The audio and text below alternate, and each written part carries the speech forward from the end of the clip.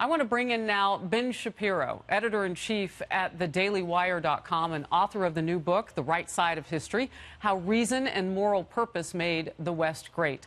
You and I were going to talk about sundry things tonight, and now we are focused in on something that you have been watching, and that is how Democrats deal with this. Your first reaction, and then I want to bring in some tweets from some of those 2020 Democratic hopefuls.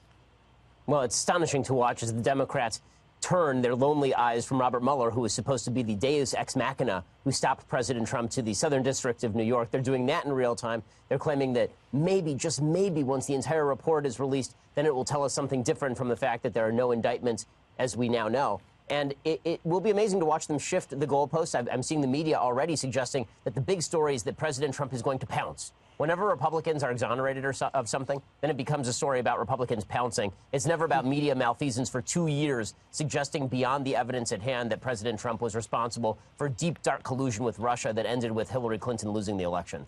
You know, Ben, you and I have talked before, and it's always interesting when people jump the shark on things. So Republicans should hold their enthusiasm on behalf of the president, and Democrats should hold their enthusiasm either thinking it's a dud coming out in this report and getting thirsty for more investigations. Here's what we have. 2020 Democratic hopeful Kamala Harris, senator, says this in a tweet. Americans deserve to know the truth now that the Mueller report is complete. The report must be released immediately, and AG Barr must publicly testify under oath about the investigation's findings. We need total transparency. Has William Barr, either previously in his confirmation hearings or anything you've heard since, Ben, said anything other than he will follow the rules and regulations and release the report? It's his intention to release as much as possible. No, I mean, I've heard nothing except that from Attorney General Barr, and I would expect that he releases as much as he legally can, because if I'm President Trump, that's actually what I want released. Plus, AG Barr has already vowed that that's exactly what he's going to do. We keep hearing that President Trump obstructed the investigation over and over and over. There is not one iota of evidence that he actually obstructed Robert Mueller, and I wouldn't expect him to obstruct Attorney General Barr here either, because the bottom line is no indictments. If there were going to be more indictments, you would expect it to be of all the people around President Trump. Forget about President Trump himself. You know, there are people on the left suggesting that the reason no indictments came down is supposedly because you can't indict a sitting president. Okay, but you could indict everybody around him. None of those people got indicted. So that suggests that this may be a giant nothing burger. We don't know yet. But the Democrats already suggesting preemptively that this is all a giant cover-up is just as they shifted the goalpost from it was collusion first, then it was obstruction. Now they're shifting to preemptive narratives about cover-ups that haven't taken place yet. You are crisscrossing the country often. I see you popping up at universities and other places and talking to future voters, present voters. What is the temperature of people out there about this subject matter? We saw recently polling which showed that there was a growing number of Americans who felt like this was, in fact, what the president has called it, a witch hunt, which means it's far and broad and wide. And what are people telling you? I mean, what I keep hearing over and over is that people were ready to hear the facts, but in the end, they don't feel like there was going to be much that comes down. And if it turns out that not much came down, after Democrats overpromised for years on end that there would be hard evidence that President Trump skewed the election with the help of Vladimir Putin, that's going to blow back on them. I mean, you promise your base that you're going to get President Trump out of office and have him frog marched like the Krasenstein brothers, and things are going to go wrong for you when that turns out not to be true. This is just coming in. Senator Booker's campaign has just released an email urging supporters to add their name to a list if they support the release of the Mueller report. If you sign, it leads to a page to donate to the campaign. This is coming from my executive producer, normally on Outnumbered Overtime. So fundraising off of this. Again, I mean, the idea of jumping the shark is what gets you in trouble with the American people, because, as you said, they just want the facts. I mean, it is such an obvious ploy. Every single thing that can be used for a fundraiser is used for a fundraiser by candidates for political office, obviously. But preemptively suggesting that Barr is going to engage in a cover-up, so sign a petition and give me money, is a pretty absurd use of everybody's time and money. Ben, you know, in terms of this new book that you've come out with and talking with young people, and we saw the president sign an executive order this week on free speech, the idea that people listen and talk to each other from every political avenue. What's going on right now should be a bipartisan effort to find out how much, if in fact, because we already know they did, how much the Russians meddled in our presidential election. I want to give you last word on where you think we are right now. I mean, I think where we are is that Democrats are going to have to double down on what they already believed about President Trump. And I think that the best way for President Trump to be fully exonerated with the American public is for Barr to release as much as possible, which I think he will do. Is that going to stop the investigations? No. Will it stop the Democrats from looking to the SDNY? Of course not. But at the very least, it should give us a final word on what happened with Trump and Russia in 2016. So far, the only evidence available appears to be nothing criminal. Yeah, everybody's saying the same thing. They want to see it all. And now we've got Senator Booker. Of course, he's a 2020 Democratic presidential hopeful, trying to raise some donation money off of it. But we all want the same thing, and that's just the facts. Ben Shapiro, always great to have you on the program. Thank you. Thanks so much.